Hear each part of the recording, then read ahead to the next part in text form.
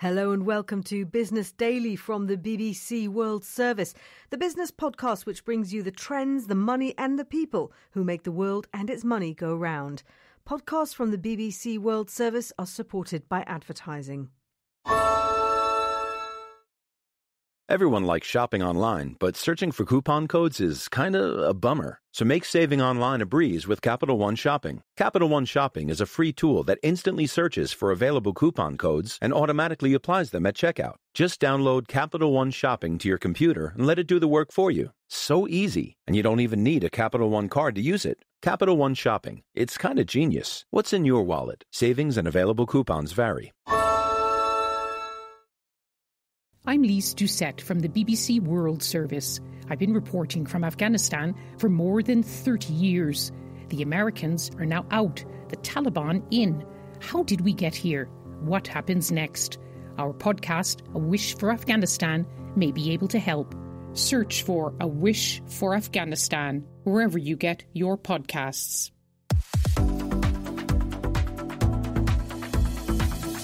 Hello and welcome to Business Weekly with Lucy Burton.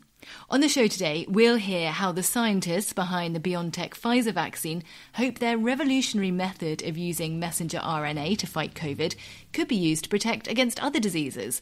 Could this new technology change the entire pharmaceutical industry? We'll also hear from a former investment chief at BlackRock. He says corporate social responsibility isn't working.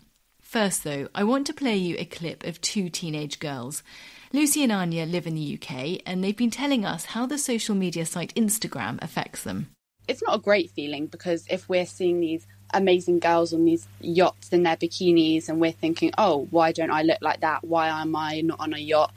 It just makes us feel like we're doing something wrong. There's something wrong in our life. From day to day, after coming off of social media, I immediately will feel self-conscious about what I'm doing or the way I look or the way I'm dressed. And I know that's not just a me thing, it's an everyone thing. As you can hear, both those girls feel that endless exposure to beautiful people with so-called perfect bodies and seemingly perfect lives damages their own self-esteem and mental health. They're not alone in feeling this way. The Wall Street Journal says it's uncovered internal communications at Instagram and its parent company Facebook about research it conducted into the harm done to teenage girls. More than 40% of Instagram's users are younger than 22. And a slide from a 2019 Facebook presentation said, "We make body issues worse for 1 in 3 teen girls." Worse, the presentation found that amongst teens who reported suicidal thoughts, 13% of British users and 6% of Americans trace that back to Instagram. Instagram says it's increasingly focused on addressing negative social comparison and negative body image. TikTok, meanwhile, has announced new features to help users struggling with mental health. They include suggesting places for support for eating disorders and sources of help if they search for terms like suicide. But is that enough? Christina Marriott is the Chief Executive of the Royal Society for Public Health here in the UK. She told me how harmful social media can be for young people. So we know 1 in 7 young girls, but actually 1 in 8 young men have feelings of pressure about looking good. And we know that many children are worried about body image. It's not just about how they look. It goes into their self-worth, their confidence, and into mental ill health. And every day young people are exposed to really idolised pictures on social media, to really damaging posts. And some of them can resist that, some of them can fight back, some of them can ignore it. But for really many of them, they can't. And they become consumed with this idea that there are popular and unpopular ways of looking. And then they compare themselves. And of course, what they're very often comparing themselves to is a photoshopped photo. It is not a real image at all. And much as young people are very often aware of that, they can't actually build the resistance to not let that idolised view be the comparison for themselves. When you and I were growing up in the days before social media, we might see these images in a magazine, and the same for our mothers, and in fact their mothers before them.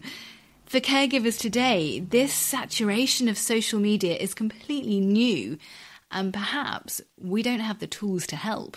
So when I was a kid, it was a few supermodels, and we kind of knew that these were either exceptional women or they had been photoshopped. You know, I was never going to look like Cindy Crawford, and I could accept that quite early.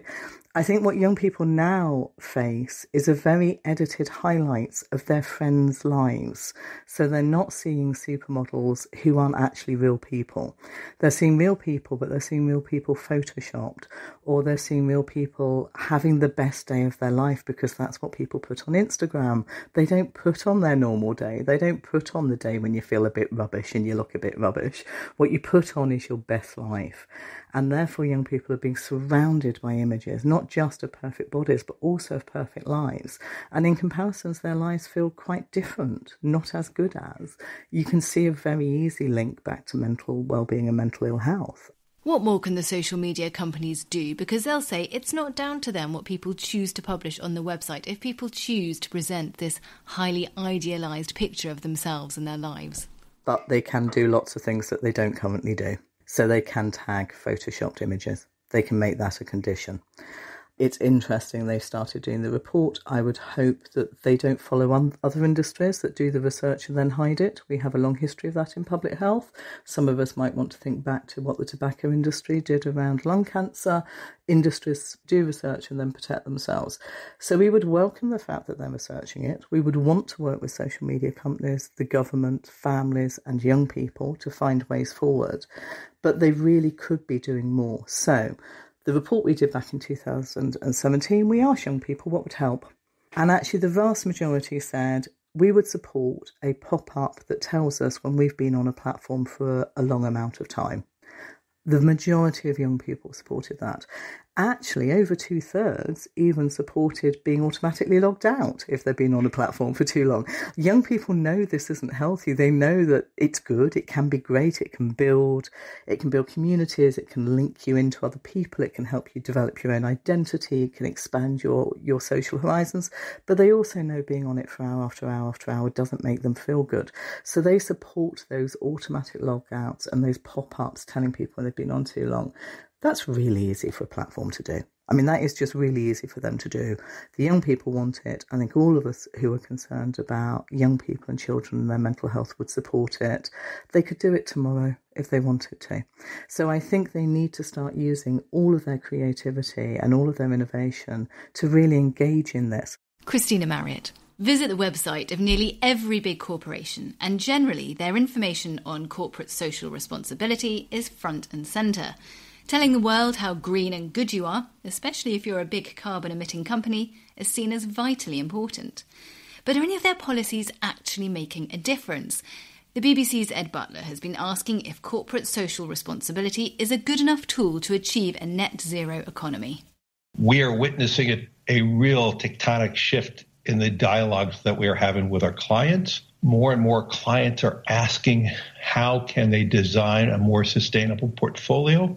The capital markets is moving very rapidly. The words there of Larry Fink. He's the billionaire investor, the founder and CEO of BlackRock, speaking to Bloomberg News earlier this year. Since 2019, his firm, the world's largest asset manager, has spearheaded a new investment philosophy on Wall Street, calling on public companies to acknowledge climate change as a fundamental growth risk, to change their own carbon strategy accordingly. It looks like a big deal. Through BlackRock and other asset managers, hundreds of billions of dollars have been reallocated to so-called sustainable investment funds. First, this is about finding ways to integrate sustainability consistent with driving long-term financial performance. The second is this is about enhancing the way that we invest, improving on traditional investing approaches. Well, that's the theory, and in specific terms, this has seen real change, BlackRock claims. It has almost entirely divested from coal-based stocks, for example. And this year, Larry Fink's called on all companies to disclose how their business model will be compatible with a net zero economy. But is this enough? Is corporate social responsibility, as it's known, really changing carbon-emitting businesses? Or is it just making it look that way? Greenwashing, as some people call it. One man who has his doubts about BlackRock's impact is the Canadian businessman Tariq Fancy. He's well placed to comment because for a year or so back in 2019, he was himself BlackRock's Chief Investment Officer for Sustainable Investing. He has since left the firm. He began by telling me how this green agenda began for BlackRock after Larry Fink released a now famous letter to Wall Street 3 years ago. His letter made a lot of noise because he introduced this concept that companies needed to do more than just make profit in order to prosper. They were living in a new world where government was not fulfilling a lot of the duties that the public believes it should be fulfilling, whether it's investing in the future in terms of infrastructure, fighting climate change. It fell to companies to show that they had a social purpose.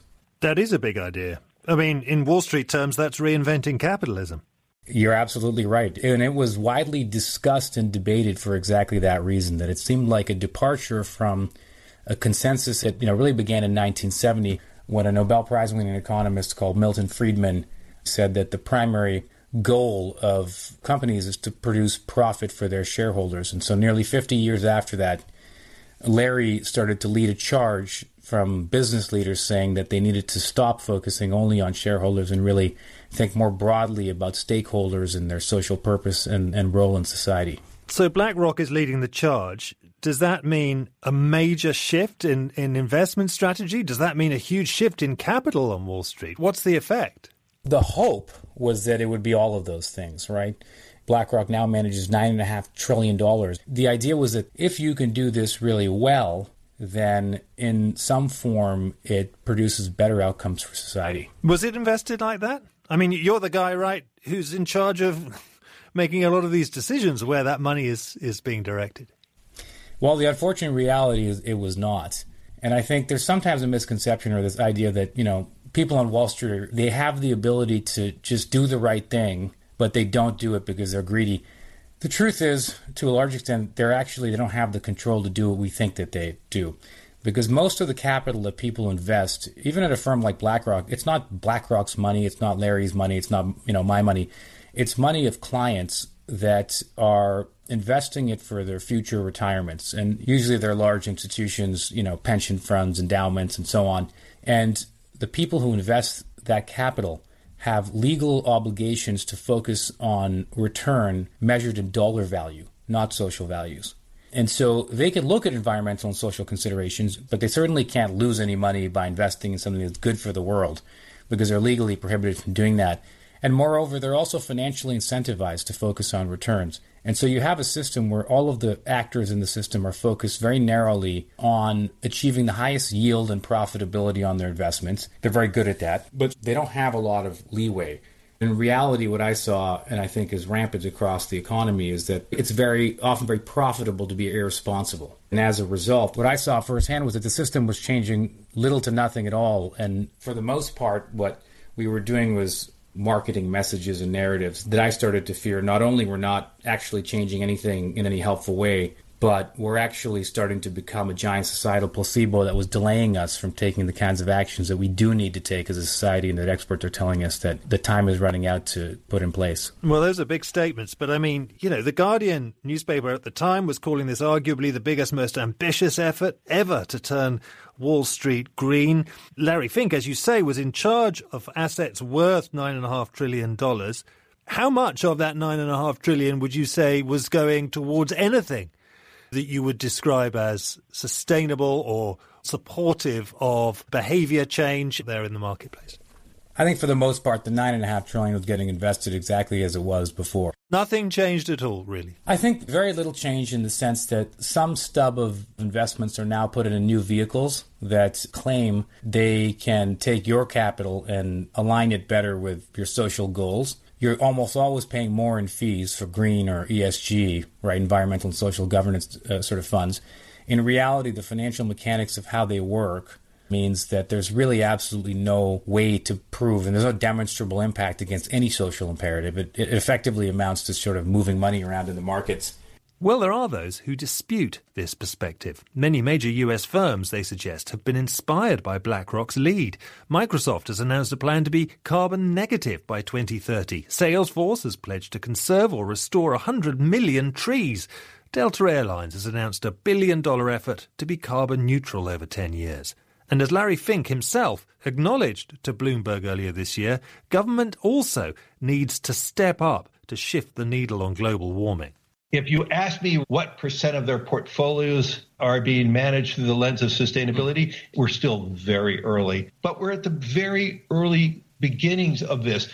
And it just can't be done by BlackRock and other asset managers asking public companies to make changes.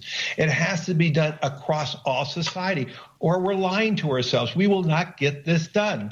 Well, BlackRock itself would not give us an interview, but they did provide the following statement in response to Tariq Fancy's claims. Sustainable investing can deliver strong investment returns while also helping to address urgent social and environmental concerns. We believe greenwashing is a risk to investors and is detrimental to the asset management industry's credibility, which is why we strongly support regulatory initiatives to set consistent standards and increase transparency for sustainable portfolios. So what I would say to that is that there's two challenges here, and they're only addressing the first. The first challenge is that these funds, they've made small tweaks here and there in order to sort of make it look a bit more green and then be able to slap a green label on it and sell it with higher fees. And that is a very, very important motivation for not BlackRock specifically, the whole industry. But there's a much bigger issue that they don't have an answer to, and they've not even tried to answer, which is that none of these products have any impact. Right? I mean, whether you buy it and it includes ExxonMobil or this or that, you get it in details. You and I buy that fund. We think we're providing more capital to the good companies. We're not. Our money just goes to buying the shares off someone else in this what's called the secondary market because they're already traded shares. You don't provide any new capital to anything new. Little to none of what any of the financial services industry is doing is actually, in any meaningful way, doing anything to fight climate change or to advance social imperatives. And my concern is there's evidence emerging that it creates a placebo that means that we're actually therefore slower to enact government reforms that, experts and Nobel Prize winning economists are telling we need to. All of this is what I call a deadly distraction. You're saying now that it's down to governments to do things to force change on Wall Street and big business around the world. What should governments be doing? The most important thing is reassert a role where they regulate the real economy. And they look at what are called externalities, right? Externalities are the ideas that there are side effects that come out of the private pursuit of profit by a company that can affect society. There have always been ways for governments to manage those, which is to, put a tax or a fine on pollution, and in doing so, create a disincentive for companies to do it. The analogy I use is always to sports. Competitive markets are like competitive sports. Both always have rules and they have referees, and in football it would be they give out red cards, and in the capital markets and the economy it's government regulators.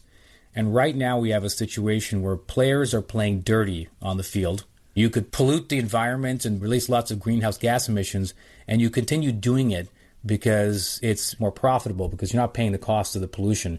In a situation like that in sports, what you would need to do at some point is to have the referees come in and start to update and enforce the rules of the game to ensure fair play. And that's not what's happening right now. So you're basically telling the players in this game to be sportsmanlike, but of course they're being judged on the games that they win, which means they don't want to be sporting. They don't want to not pollute.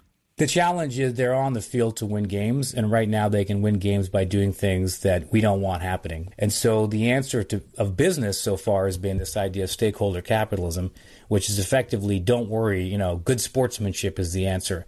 And we've seen in the last few decades that that's not the answer. And I saw firsthand that the challenge was that unless government actually does things like putting a price on carbon, you can't rely on Wall Street to, start allocating less money to high carbon emitters, because there's no reason for them to. They're structured to chase the most profitable opportunities.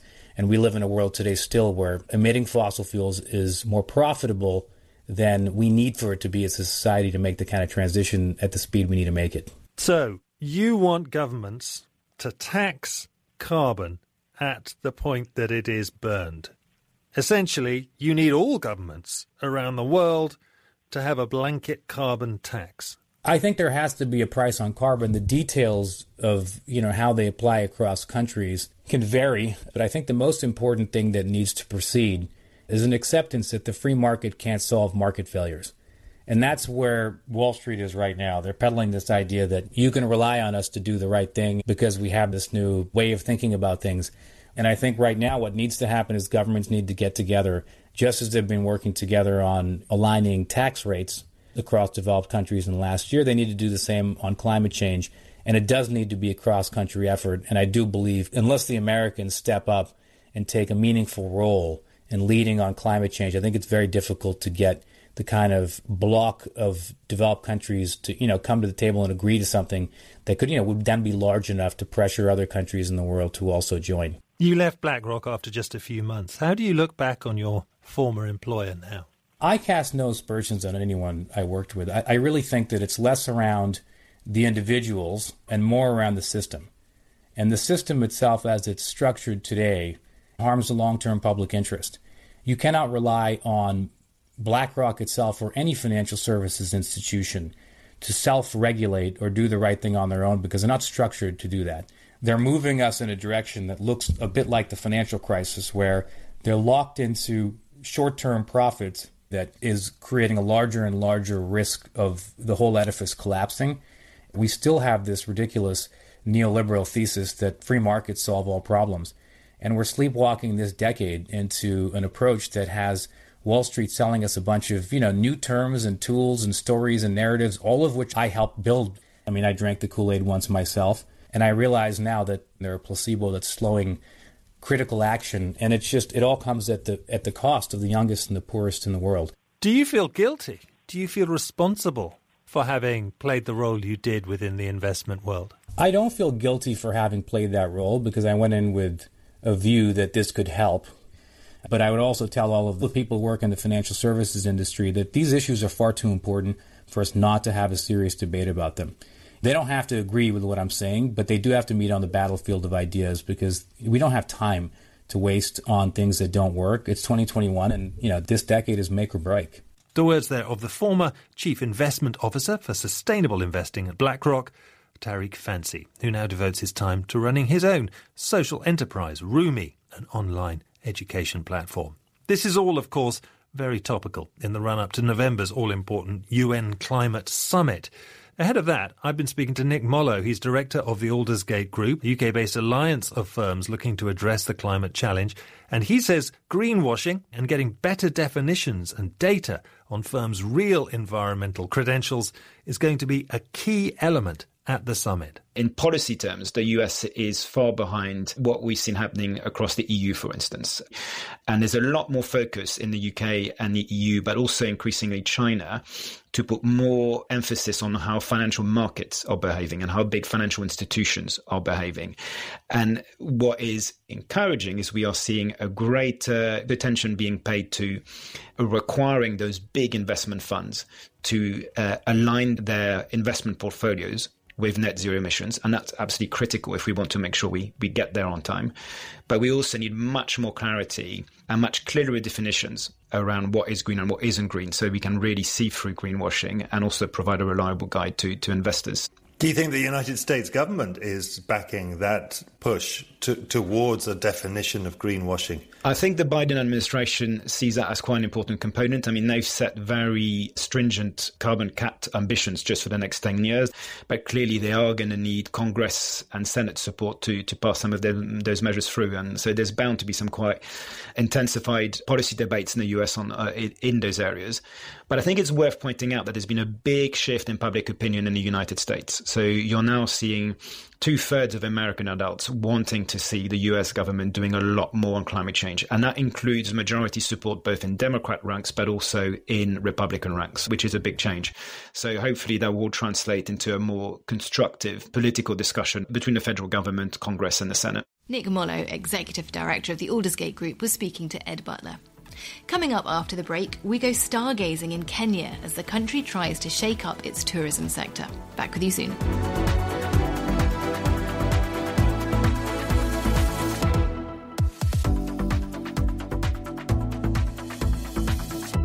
Hello and welcome back to Business Weekly with Lucy Burton. The founders of the German company BioNTech were researching how to fight cancers using an overlooked molecule called messenger RNA when COVID first appeared in January 2020. The married couple, who've spent 30 years as scientific researchers, found that mRNA could be used to teach our cells how to make a protein that triggers an immune response. Their idea had been met with some scepticism, until they showed that it could be used to protect against the coronavirus. They partnered with pharma company Pfizer, and now millions have been vaccinated using this cutting-edge technology. Moderna has also developed a vaccine using mRNA. So what else can it do? Rebecca Kesby's been finding out. In 2020, the COVID-19 pandemic came as a horrible shock to most of us. Like a deadly tidal wave sweeping from one country to the next, it changed everyday life for nearly everyone, at least for a time. And not much more than a year ago, a vaccine seemed a long way off. The Chinese city of Wuhan has been in effect sealed off as the authorities try to stem the spread of a new respiratory illness that's killed 17 people. All residents stay at home, orders the police. From Naples in the south to the financial capital up in Milan, news of the restrictions spread as fast as the virus. Brazil has recorded more than 4,000 coronavirus deaths in 24 hours. By far, its worst day since the start of the pandemic. I must level with the British public. Many more families are going to lose loved ones before their time. But within just a few months from the start of the pandemic, in what many consider to be a medical miracle, a scientific breakthrough. 90-year-old Margaret Keenan became the first person in the UK to receive the Pfizer jab today. It meant the UK became the first country in the world to begin using a clinically approved COVID-19 vaccine. It was the fastest vaccine ever developed, but it was based on years of research. While the first global pandemic in a century took most of the world by surprise, some epidemiologists had been trying to prepare for one, and other scientists realised that their research may also be useful in the fight back against COVID, including husband and wife Ugur Sahin and Özlem Türeci, founders of the company BioNTech. Two faces stare out in a rather lovely photo on the front page of The Times. They are Özlem Türeci and Ugur Sahin. The couple of the hour, Dr. Özlem Türeci and Dr. Ugur Sahin, the married duo behind BioNTech, may now be known as paper billionaires, could be on course to win Nobel Prizes. The German couple, both with Turkish roots, were pursuing a new area of research with the hope of treating cancer. Journalist for the Financial Times, Joe Miller, went to meet them in early 2020, before COVID-19 had really taken hold. When I had my first chat with Ugur right at the beginning of 2020, there was something about the clarity of his proposition and also about the fact that he had built this company with his wife and his lifelong research partner. It seemed so unorthodox, and I found myself thinking, well, whatever happens here, this is going to be an interesting story. And if they succeed, of course, then it's a great story. Most vaccines traditionally use a weakened or dead version of the original infection to train the body to fight it off, but they can take anything up to 10 years to test for safety. What Drs. Sahin and Türeci were developing was a way to trigger our immune systems to respond to fight a disease without actually introducing any harmful virus or bacteria in any form. When COVID-19 appeared, they were convinced that their research may hold the key to a suitable vaccine. We've all heard of DNA, but they were looking at RNA. So I asked Joe Miller, what's that? RNA is essentially the unloved cousin of DNA.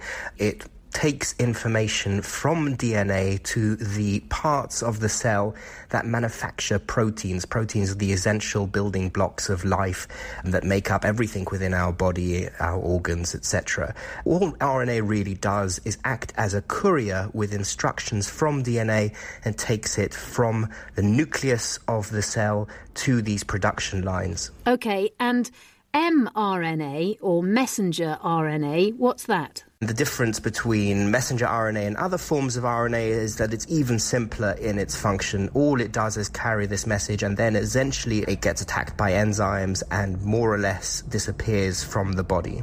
This was really quite an unorthodox approach to science, wasn't it? And some were quite sceptical about it in the early days, even that whether it would work or not. Where did that scepticism come from? Because when introduced from outside of the body, it's incredibly difficult to get mRNA to survive for more than a few seconds sometimes. We have enzymes in our body, we have all sorts of things patrolling around that have evolved over millions of years to attack RNA, because viruses are also made out of RNA. So the idea of being able to first isolate RNA and then reintroduce it into the body in a way that would mean it would not get destroyed and would last long enough to reach certain cells, and then in those cells get the information that it carries translated into protein, was dismissed as science fiction by many.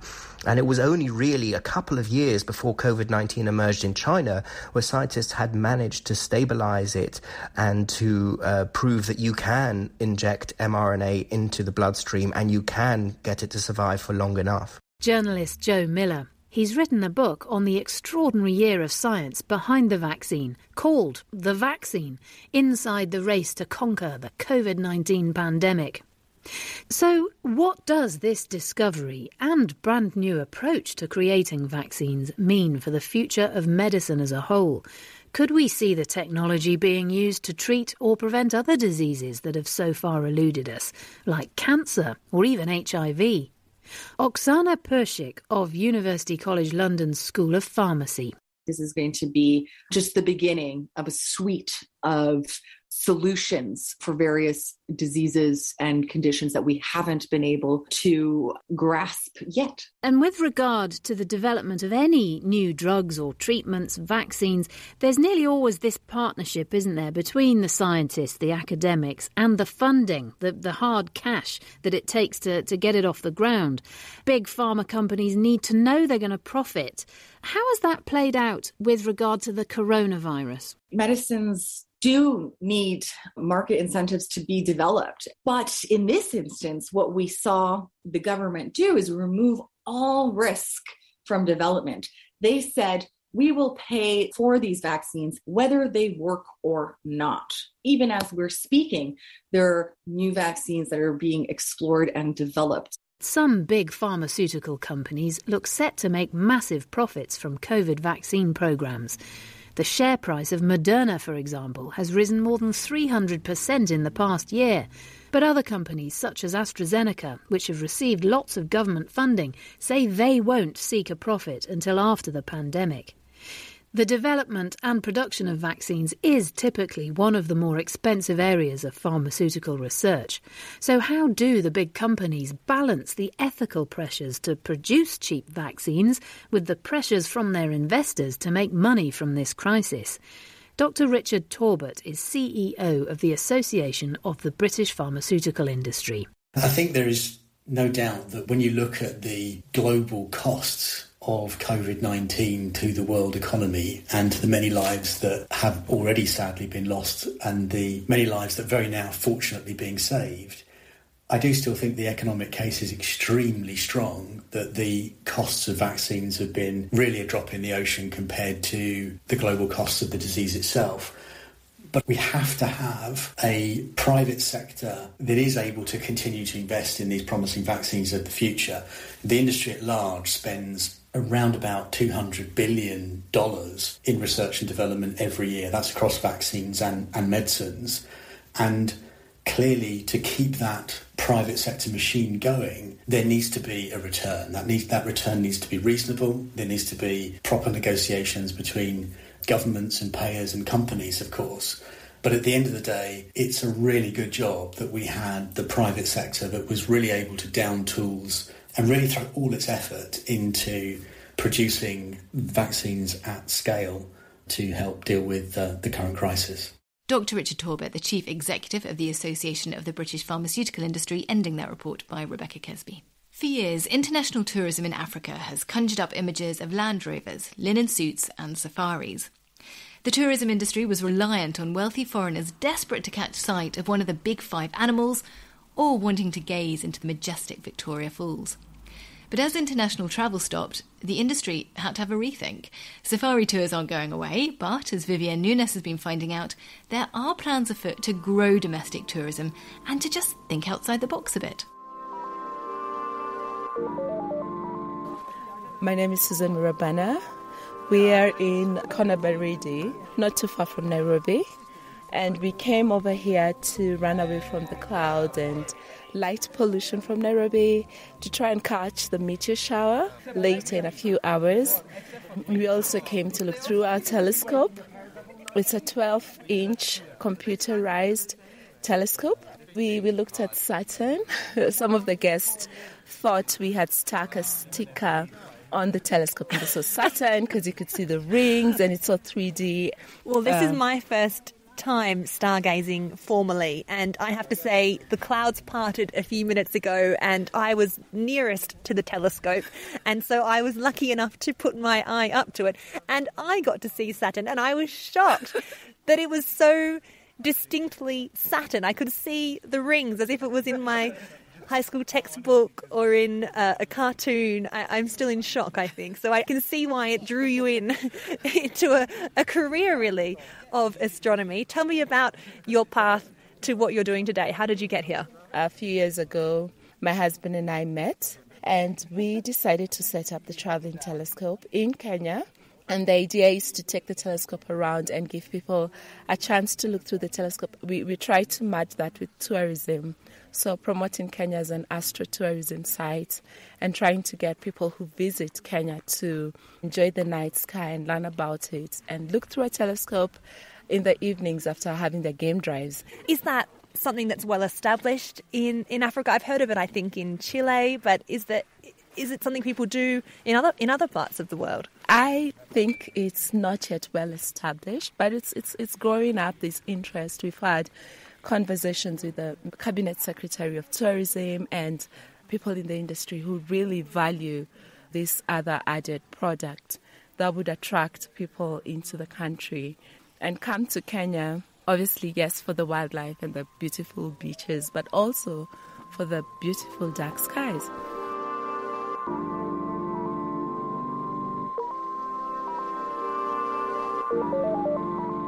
Susan Murabana, CEO of the Travelling Telescope, speaking to me under the stars just outside Nairobi. In 2018, prior to the global pandemic, 67 million international tourists visited the continent. The World Tourism Organization says Africa as a whole received only 5% of the estimated 1.5 billion international tourists that year. Before the pandemic, the number of tourists visiting Africa was growing. But when the coronavirus travel restrictions struck, thousands of hotel workers, tour guides and restaurant staff lost their jobs overnight. The tourism industry in many African countries pivoted and focused on attracting domestic tourists instead of foreigners. Dr. Muchazondida Makono is a Zimbabwean academic and lecturer in tourism at the University of Queensland Business School. Domestic tourism is extremely important to develop, but I think it's true to say that in Africa we have tended to neglect that and always sort of prioritize international tourism. So I'm glad to see that the coronavirus pandemic breathed new life into domestic tourism and caused people to think, wow, we have a beautiful continent. One thing that I always found rather regrettable and sad was that there were people, for example, in my home country, which is Zimbabwe, who had never been to the Victoria Falls. And these people were living an hour away from the Victoria Falls. So if the cessation in international travel causes people to want to travel more locally, not only is that a beautiful thing, it's also a sustainable thing in terms of the environmental impact and so forth. So that's a positive in my book. What about Pan-African tourism? A lot of people here in Kenya have complained to me about how expensive it is to fly across the continent. It's often cheaper to fly outside of the continent to a travel hub and then back into another destination in Africa. Is that a market that's ignored, the kind of rising middle class in Africa that could travel elsewhere on the continent but instead choose to go elsewhere because there isn't that encouragement or infrastructure? Absolutely. So I think the leadership on the African continent, they really need to find ways to encourage, Africans to travel in Africa and come up with schemes to promote tourism for Africans. The African Union has proposed a Pan-African passport in their aspirational master plan for the continent, Agenda 2063. But free movement across borders for African citizens remains a long way off. Many member states, which say they're supportive of visa-free travel, are yet to ratify agreements that would allow it to become a reality. Expanding the Pan-African tourist market would also overcome one of the many problems destinations in Africa encounter when trying to advertise abroad, overcoming negative stereotypes of life on the continent. So unfortunately for Africa, it's, stories of rigged elections, stories of poverty and so forth, and disease and so forth. So that sticks in people's minds. And unfortunately, they then have this image that Africa is only about that. There is beauty. There is joy, there is color, there is fashion, there is dance, there is everything in between that is worth exploring and celebrating. Dr. Mucha Mkono there. Richard Leakey would add one more item to Dr. Mkono's list of undervalued attractions in Africa: the continent's central role in the story of human evolution. The famous Kenyan paleoanthropologist who discovered hundreds of key fossils, including the 1.6 million-year-old skeleton nicknamed Turkana Boy,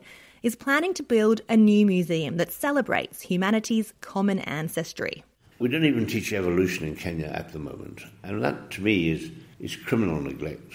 So I thought, let us build a museum, let us put a structure and put this story in it and use modern technology, holographic representation of these funny bits of bone and climate change. And let's build a museum that itself is set in a location that is awesome, the edge of the Rift Valley. Tell me, how are plans coming along then? Are you fundraising? Have you lined up an architect? Where are we? For some reason, and I think it's too easy to say COVID, but I think the last 3 years, when we should have been in the peak of fundraising, has been extremely difficult, both for travel, for meetings, for inspirational gatherings. I think with the troubles in Africa, with the diseases, I think Africa sort of got a lower profile. But I think what is interesting is the recognition that racial prejudice, racism, is such a big issue. And I think we're beginning to realize that the Caucasian races have done an awful lot of damage. And if we can tell the true story that we're all one, we can share each other's organs, skin, language, babies, maybe we should feel a little guilty about what's happened in Africa. Africa has got to be given a chance, and the way to do it, I think, is to pour a lot more money in here. Renowned paleoanthropologist and conservationist Richard Leakey ending that report by Vivienne Nunes.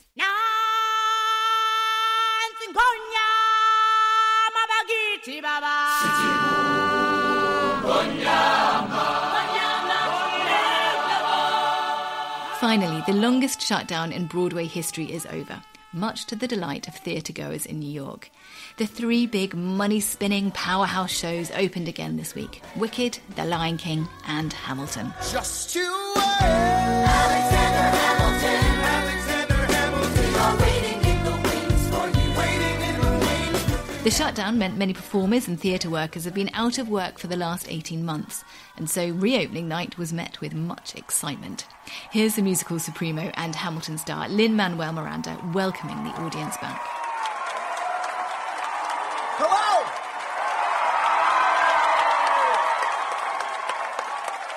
Welcome back to the theater.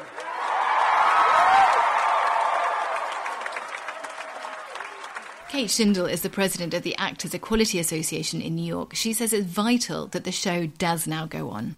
Plays are hard to create. Musicals, in my experience, are even harder. I have said on more than one occasion that it's so hard to make a great musical that it's almost amazing that any of them ever happen. It's such a long and collaborative process that can easily go off the rails. So to have shows that were ready and coming in, had hired people who shaped their life choices on the fact that they were about to go into a Broadway show or a show elsewhere, just evaporate. It's not only a creative loss and a financial loss, it's just, there's a sadness about it.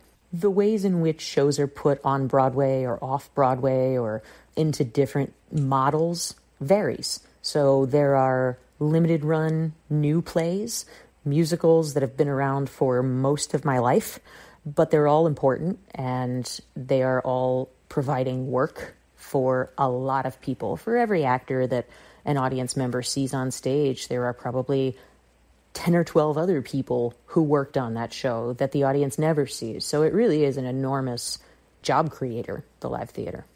I do know that people need to get back to work and that theater is an important part of not only the cultural fabric, but the economic fabric of our country. But COVID is still running rampant through the US, and theatregoers need to have proof of vaccination and wear masks in the auditorium. Furthermore, the international tourists who make up the bulk of the audience are not yet back. So what does this mean for the future of these shows? Matt Wyndham is from the daily newspaper AM in New York. For decades, many Broadway shows have been dependent primarily on tourist audiences. And if there are less national and international tourists in New York City at this time, then that's really going to change whether long-running shows like, say, The Lion King and Wicked will be able to continue to run and stay financially solvent. Well, Vincent Dowd is the BBC's arts correspondent. He told me how opening night went. They did rush back in. Of course, obviously, the people who would come back immediately to see Chicago. I know that's been around a long time, but it's still a very healthy show. The Lion King, well, that's quite old now. Wicked, and of course Hamilton, the big one in contemporary terms. The people who came to see those were the theatre mains. What matters is what happens in the months and indeed the years to come. But overall, this was a week when the audience went wild. I'm not a great fan of standing ovations in New York or in London, but apparently at Wicked at the Gershwin Theatre, I am told the audience stood and applauded literally in the first couple of seconds of the pre-show announcement, when of course all they're saying is, please turn your cell phone off. But people thought that was so exciting. There was a standing ovation then. And the big character in Wicked, when she comes on, she has the line, "It's good to see me, isn't it?" That's the line she always has. Of course, when she said that, the show was just halted for more wild applause. At Hamilton, for instance, Lin-Manuel Miranda gave a welcome back speech. It's actually rather touching. You know, anybody who's ever tried to force their way across Times Square just before curtain time knows what a nightmare that is.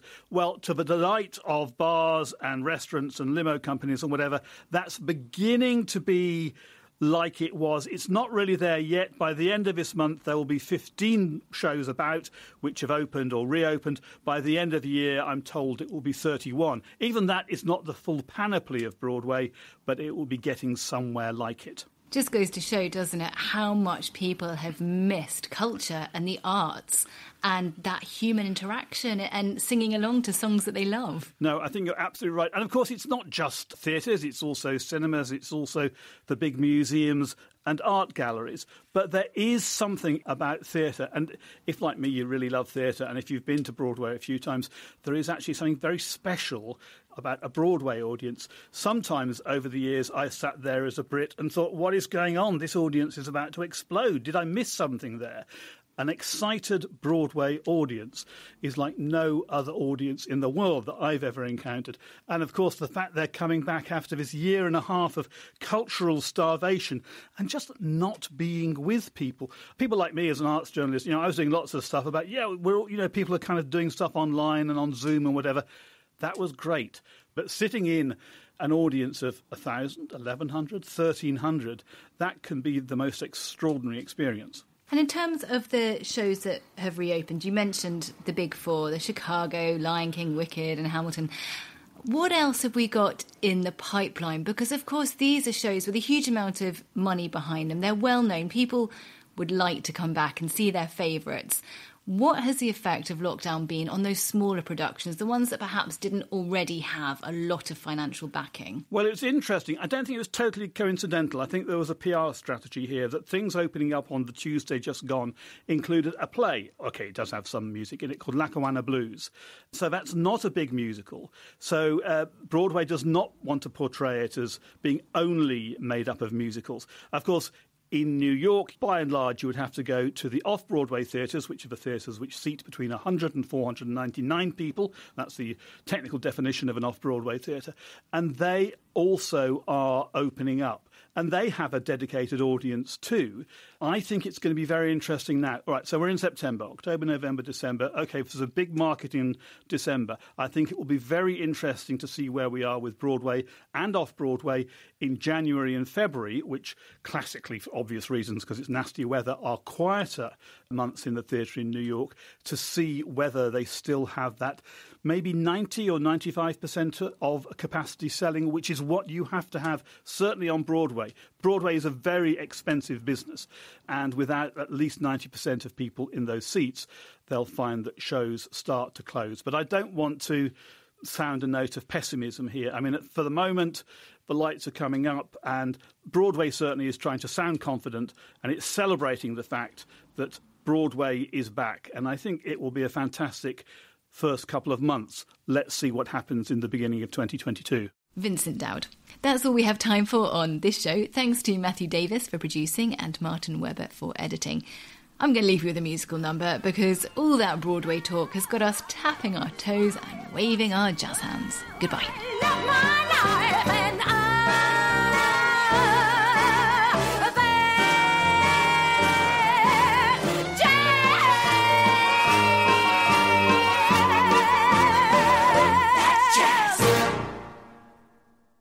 My name's Lise Doucette. February 13th, 1989.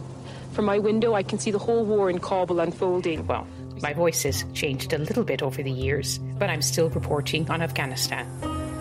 We've put together a podcast. It was much harder than we thought. It kept changing because Afghanistan kept changing with breathtaking speed. Lives turned inside out. In our 10 episodes, you'll hear stories from remarkable people whose lives have shaped events in Afghanistan, and events have shaped them. Mr. President, sometimes you said one thing in the morning and another thing in the evening. No, I was a decisive president. That's exactly what they didn't want. And now that this story is making headlines everywhere, you may be asking, what happens next? What happened before? I know I do. And these people can help us. I really did think that we will achieve peace and war will end. A Wish for Afghanistan from the BBC World Service. Search for A Wish for Afghanistan wherever you get your podcasts.